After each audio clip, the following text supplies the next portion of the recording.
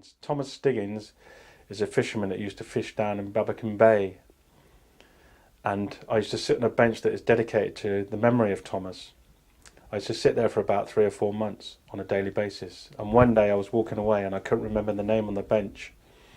And it triggered off this idea I had in my mind that I could write a book. And I thought the next day I come back to the bench, I'm going to remember that name.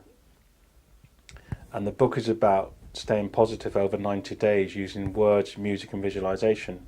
So I picked a track of music, looked at a nice picture and looked at some nice words, and it got me into a good place. And it took me away from thinking about all the bad things that are going to happen during the daytime and think about all the good things you're going to get out of the day.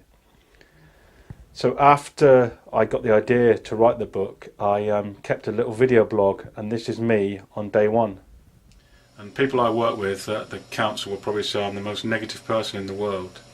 So for the next 90 days I'm going to try to think positive thoughts all the time, and using words and music and visualisation I'm going to try and change my life. After I started the experiment I thought it was going to be easy, but I soon found out that it was not going to be that easy. In the past 5 days I've been having flashbacks to things that have happened in the past, but I've been trying to think positive, positive, positive, like a pulse, try to pulse out the positive and cast aside any negative thoughts. So at the moment I think it's going to be a lot harder than I first thought it was. I'm 8 days into the time now, and I was doing okay until Thursday. I had a bit of a relapse. I went back to what I was thinking before, and I'm trying not to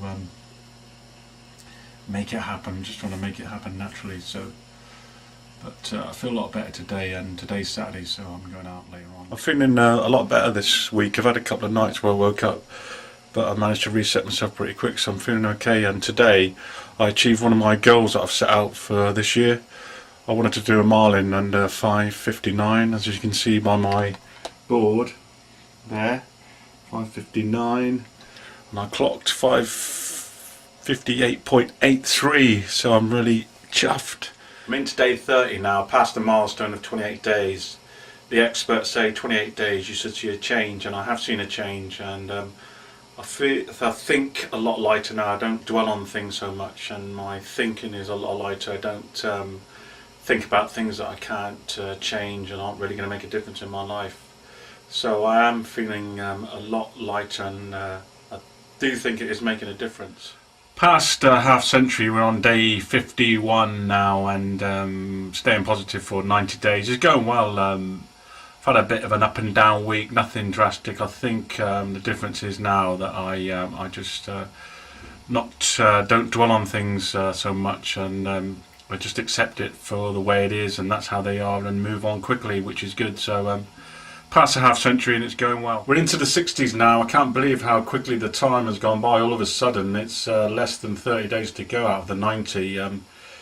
In some ways it's been like running through treacle some of the time in my mind, but now coming towards the end of the 90 days, I think when I think about things now and when I visualise now, I do actually believe that it is going to come true, whereas before I would have said no, no, no, let's get in the real world, let's get in the real world, come, this is not going to happen. But now I do actually believe it. So with under 30 days to go, I'm really seeing and feeling the difference.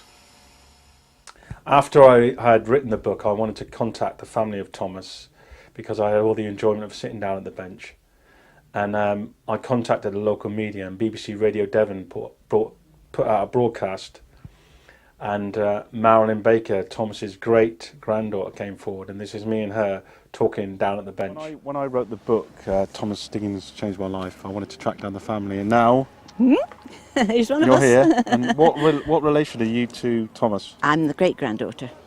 Yes, he was my great grandfather on my mother's side. She was a Stigings, of course, and everyone before her. So her brother and her father and her grandfather. Three Thomases. Thomas Stigings. Yeah. So when actually was Thomas on the beach fishing? Well, it was late 1800s. Yeah. Yeah. into the sort of the 20th century, but the early part of the 20th century. Yeah. I think one of the best things I learnt from the journey was that the most important thing in life are people and time. You can always get some more money, but you can't get the people back or the time back.